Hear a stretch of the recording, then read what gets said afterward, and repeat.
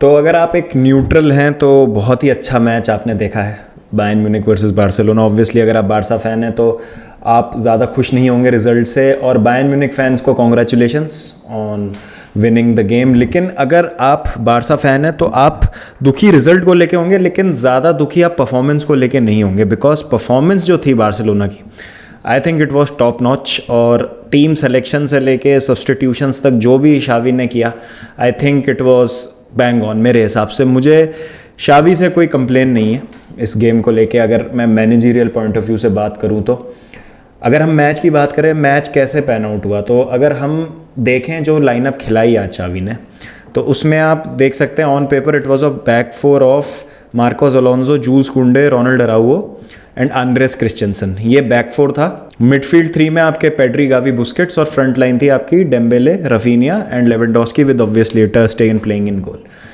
तो वैसे तो ये दिखने में एक बैक फोर लग रही है, but it was more of a 3-4-3, जिसमें आपके वाइड मिडफील्डर्स खेल रहे थे, रफीनिया और मार्कोस अलोंसो। फिर रफीनिया को स्वैप कर दिया गया था डेम्बेले के साथ in the Midway of the first half, क्योंकि अल्फांसो डेविस के साथ टो टू टो जाने में रफीनिया को प्रॉब्लम्स हो रही थी। और बायर्न म्यूनिख की अगर मैं लाइनअप की बात करूं तो in goal it was Manuel Neuer. एक हमको सेंटर बैक पेयरिंग देखने को मिली हर्नांडिस और उपामेकानो की। लेफ्ट बैक थे अल्फोंसो डेविस, राइट बैक थे आपके बेंजामिन पवार्ड, मिडफील्ड में थे आपके सबिट्सर और किमिक, और जो आपका फ्रंट फोर है वो रोटेट हो रहा था बिटवीन माने, साने, मुलर एंड जमाल मुसियाला। तो काफ़ी एक अच्छी और स्ट्रॉन्ग लाइनअप। एक जो ज़रूर सवाल उठा था वो ये था मैच के शुरुआत में कि डिलीट को क्यों नहीं स्टार्ट कराया गया, उपामेकानो को क्यों स्टार्ट किया गया है। तो वो कुछ सवाल थे, और मैच की शुरुआत बहुत ज़्यादा नर्वी हुई। आई थिंक दोनों ही टीम्स ने बहुत इजी और चीप पोजीशन कंसीड किया, जिसका फ़ायदा बार्सिलोना ने बहुत ही अच्छे तरीके से उठाया। आई थिंक फर्स्ट हाफ में Barcelona played an incredible game. एक बहुत ही बेहतरीन यहाँ पर मैं कहूँगा परफॉर्मेंस जूल्स कुंडे की फर्स्ट हाफ में। I think he was absolutely on point. बिल्कुल 1-on-1 सिचुएशंस में भी अगर हम सादियो माने के साथ बात करें तो उन्होंने उनको निकलने नहीं दिया बिल्कुल भी। यहीं पे मार्कोस अलोंसो का भी एक काफ़ी डिसेंट गेम था। साने के अगेंस्ट उनकी 1-on-1 परफॉर्मेंस बहुत अच्छी थी। गावी ने एनगोलो कॉन्टे की याद दिला दी। मतलब जिस तरीके से गावी आज पूरे फील्ड पे घूम रहे थे, इधर से उधर, उधर से इधर, और हेल्पिंग इस टीम इन अटैकिंग ट्रांजिशन, डिफेंस में आके नंबर्स में डिफेंड करने में मदद कर रहे थे। तो ऑल इन ऑल पूरी ही मतलब बार्सिलोना की टीम की परफॉर्मेंस अच्छी थी। लेट डाउन कहाँ हुई बार्सिलोना में? चांस कन्वर्जन में। चांसेस, इतने सारे चांसेस बनाए आज बार्सिलोना ने जिसकी हद नहीं।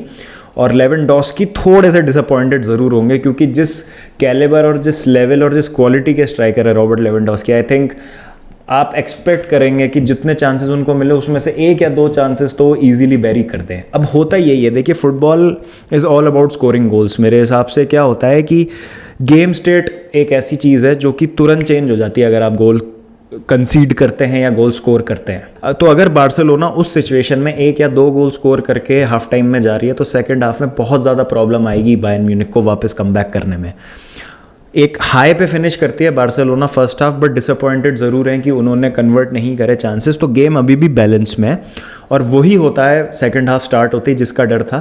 बायर्न म्यूनिख एक गोल स्कोर कर देती है through the set piece, corner के थ्रू हर्नांडिस गोल स्कोर कर देते हैं, और तुरंत बाद उसके साने जो है दूसरा गोल स्कोर कर देते हैं। कुछ 4-5 मिनट का ये फेज़ होता है जिसमें बार्सिलोना स्विच ऑफ हो जाती है और जिसका फ़ायदा उठा लेती है बायर्न म्यूनिख। और उसके बाद भी ऐसा नहीं है कि बार्सिलोना के शोल्डर्स ड्रॉप हो जाते हैं या बिल्कुल ही उनका अटैक टूथलेस हो जाता है, किसी भी तरीके की कोई बनती नहीं है चांस उनसे, ऐसा नहीं है। पेद्री को एक बहुत अच्छा मौका मिलता है, बट अगेन वो अनफॉर्चुनेटली उसको कन्वर्ट नहीं कर पाते हैं। तो किसी भी तरीके की कमबैक की जो गुंजाइश है वो ख़त्म हो जाती है बार्सिलोना की।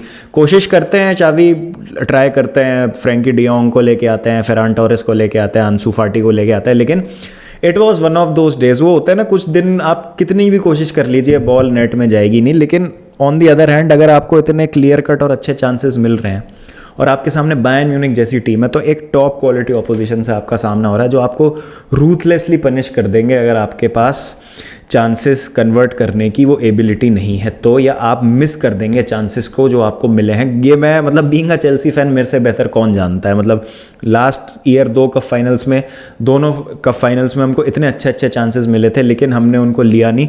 Despite being the better team in both those games हम हार गए लिवरपूल से। और वही होता है, लिवरपूल एक क्वालिटी टीम है, ये एग्जाम्पल ले रहा हूँ मैं, तो वो आपको पनिश करेगी। आप अगर मैच को लेट तक छोड़ेंगे, और सेम चीज़ कल हुई। बायर्न म्यूनिख एक क्वालिटी टीम है, बहुत बेहतरीन तरीके से कंपोजर दिखाया लीरोय साने ने वहाँ दूसरे गोल के लिए, और बहुत ही अच्छी फिनिश थी, और यही मतलब एक किलर इंस्टिंक्ट थी जिसकी कमी थी। और फिर जब बार्सिलोना बैकफुट पे चली गई, बायर्न का कॉन्फिडेंस भी बढ़ गया, तो जैसा मैंने कहा गेम स्टेट फिर से चेंज हो गई। अब बार्सिलोना की अप्रोच चेंज हो गई।